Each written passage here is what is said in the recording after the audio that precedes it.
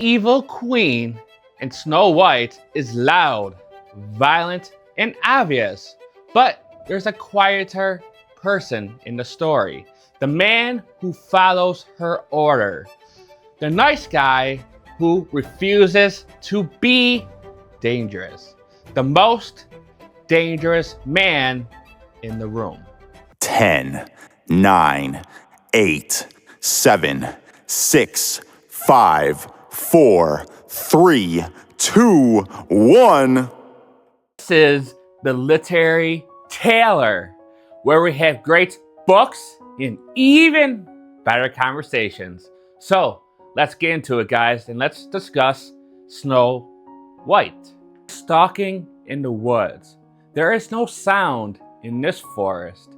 Every step he takes, he gets closer to his prey that the queen ordered him to kill, and I believe rip out her heart just to prove that Snow White is dead.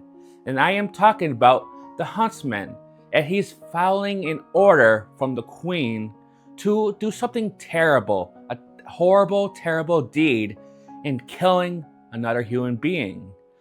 Also, we also have the mirror itself, that same mirror that where this all takes place. Before the huntsman is hunting Snow White, the queen stands in front of a mirror that happens to have a masculine face and a masculine voice. When she asks the mirror who is the fairest of them all, in this mirror, again, a masculine voice responds, "It's not her, it's Snow White." This puts an arrow on Snow White for the queen to hunt down and get rid of, so she can be the fairest of them all for all. For this, the mirror refuses to intervene.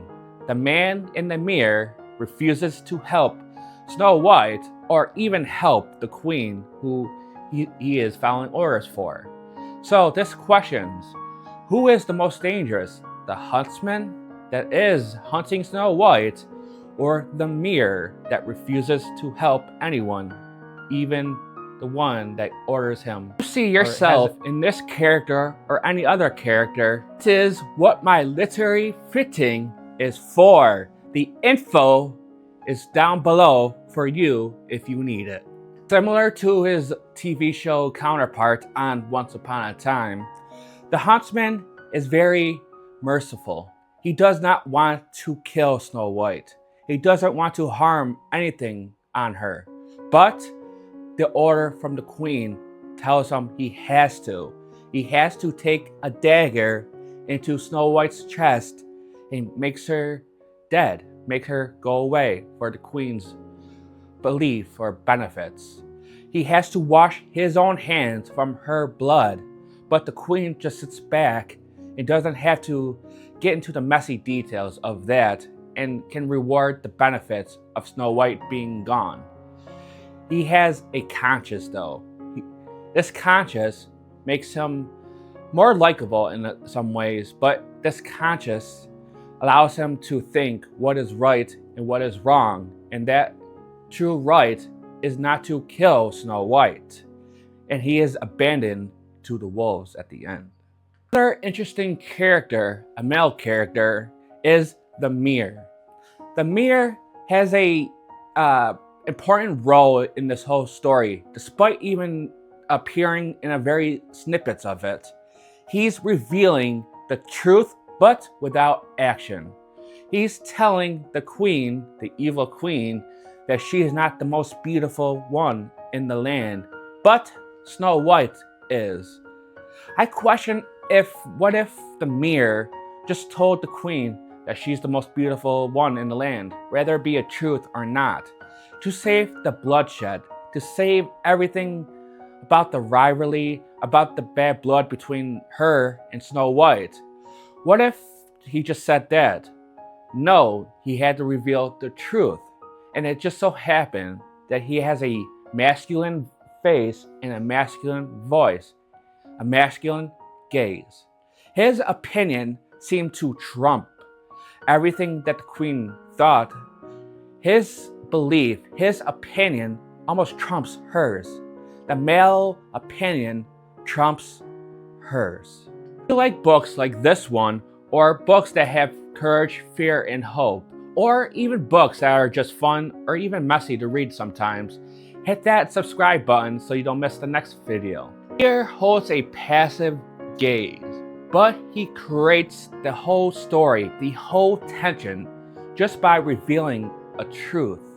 He never lied, but he never helped either Snow White or the Queen, the one he even served. Of course, one of the most famous events in Snow White is Snow White eating the apple and laying down or being put in a glass coffin where she lays until her true love comes and kisses her.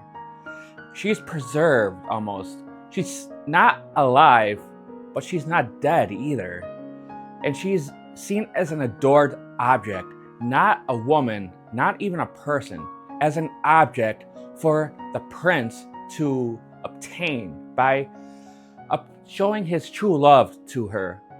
Why couldn't he just show her his true love way before she's in a coffin, of all sakes? What if why did he have to wait till she was either, halfway dead to profess his love to her? And not to treat her as an object, but to treat as his equal, his counterpart, what she becomes, obviously. Prince Charming wakes up Snow White with a kiss on the lips. This is a memorable scene, right? It shows that love conquers all. But in 2026, that's a felony. But for Disney, it's a wedding invitation. Love turns into statue. This also creates a passive feeling about the Queen herself, where she chooses a poison instead of being more direct, more in control of Snow White's actions. So she becomes almost a silent enemy, if you will, for Snow White, instead of being more confrontive or being more upfront, about her true feelings. A man who won't protect you is just as quieter version of the one holding the knife. The Queen needed the huntsman's silence just as much as she needed the apple.